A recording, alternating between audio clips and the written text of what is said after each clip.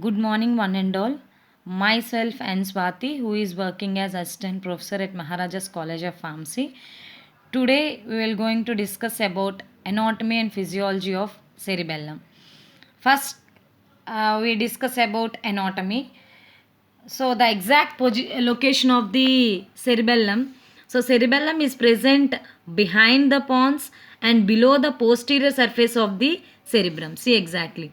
Behind the pons and below the posterior surface of the cerebrum, the cerebellum is present. It is a leaf like structure. It is also dividing into two cerebellar hemispheres, which is separated by a worm like structure called vermis.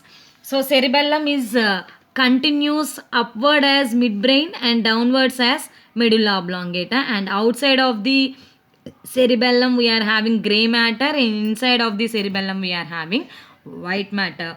The gray matter is arranged in three layers, so that is outer layer, middle layer and inner layer. Now we going to discuss about those layers arrangement here. See, the gray matter nothing but the cell bodies is composed. Gray matter is composed of cell bodies, which are arranged as three layers. That is outer, middle, and inner layer. Outer layer of the is also known as molecular layer or plexiform layer. So here the outer layer, which consisting of superficial stratum as well as deeper stratum. The superficial stratum consisting of a star shaped cells known as stellate cells, and the deeper stratum consisting of cells called as basket cells. So stellate cells and basket cells present in the outer layer of the gray matter.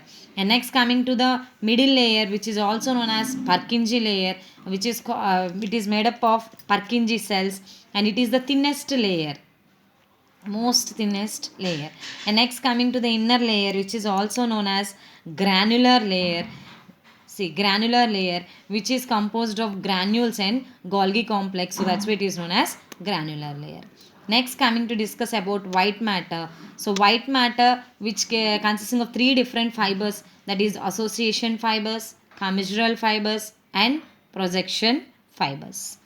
See, association fibers, already we discussed in the cerebrum. The same thing here, association fibers, which will helpful for connecting the regions of the same hemisphere. For example, the right cerebellar hemisphere, in that right cerebellar hemisphere only different regions will be there. All those regions will be connected within the same hemisphere by these association fibers. Next coming to the commissural fibers. These commissural fibers, it connects the adjacent regions of both the hemispheres. Nothing but it connects the both the left and right cerebellar hemispheres. Next coming to the projection fibers. So projection fibers, it connects cerebellum with the remaining portion of the central nervous system, but it will be arranged as three peduncles, that is superior cerebellar peduncle, middle cerebellar peduncle and inferior cerebellar peduncle. See the exact location of those things and function of that. So superior peduncle, middle peduncle and inferior peduncle. See this superior peduncle, which connects, which present in between the midbrain and cerebellum. Middle peduncle, which connects pons and nothing but which present in between pons and cerebellum. And inferior peduncle, which is present in between medulla oblongata and cerebellum. Nothing but it will helpful for connecting the cerebellum with different parts of the brain. And next, up to now, we discuss about the anatomy. And coming to the division, cerebellum is dividing based on two things. It will be go for division. That one is anatomical division, another one is functional division. So anatomical division, here anatomical division, it will be dividing to three lobes, that is anterior, posterior and flocculonodular lobe. In the same way, functional classification, it is also dividing into three, that is vestibulocerebellum, spinocerebellum and corticocerebellum. See here the diagrammatic representation of these anatomical division. Here the right and left cerebral hemispheres, which is divided separated by vermis. Here it consists of anterior lobe, here it consisting of posterior lobe, and here below the below we are having lobe called as flocculonodular lobe. Okay, so next we are going to discuss about physiology. So physiology, already we said that functional classification, that is dividing into vestibulocerebellum, spinocerebellum and corticocerebellum. In detail we discuss about those three things. See here, first vestibulocerebellum. Vestibulocerebellum, the name itself indicating that it consisting of cerebellum as well as vestibular apparatus, so which receives impulses from vestibular apparatus, which will mainly helpful for regulation of tone, posture and equilibrium of body. And everyone knows that cerebellar activity is not under voluntary control, it is an involuntary in function. So cerebellum automatically controls and coordinates the movement of various groups of muscles, which ensures the smooth and precise action.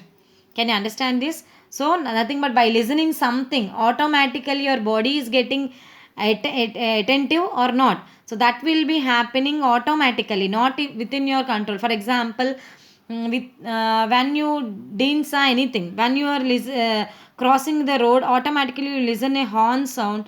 Then what happened? You don't see that, you didn't see that vehicle, but you listen that horn. Automatically what happened? By listening that, automatically your body getting attentive, and the involuntary movements will be happening in the body, that is running or screaming or shouting, like that. Automatically the body posture will be maintained, as well as the equilibrium of the body is also takes place. And next coming to the spinocerebellum, nothing but with the cerebellum part which connects with the spinal cord. So here the function of the spinocerebellum is it receives impulses from the tactile receptors and proprioceptors. So tactile receptors is nothing but touch receptors, nothing but which are present in the skin, and proprioceptors which are present in the muscles and joints, which will helpful for movement, receiving the sensory inputs from the muscles as well as joints. And next it is also receiving the impulses from optic and olfactory pathway. By receiving all these sensory inputs, it will mainly helpful for to maintain the body posture and equilibrium, body tone and posture. And next one is corticocerebellum. The corticocerebellum, which is the cerebellum connecting with the cortex, cerebral cortex, which will performs the main functions of the cerebellum. That is, it will helpful for controlling the ballistic movements. So ballistic movements is nothing but rapid movements which occur in different parts of the body. For example, while you are dancing, your hands are moved, your legs, your head, by giving expressions to your eyes, everything in the body is getting involved, which will give in rapid movements for that. So the rapid movements will be controlled. That rapid movements we are calling as ballistic movements. So it will helpful for controlling the ballistic movements. Example, typing and dancing. And next coming to the damping action. Damping action is nothing but it is ability to correct the disturbances which occur while learning skilled activity. Nothing but whenever you are learning any skilled activity, if any disturbances are there, that will be corrected by the damping action.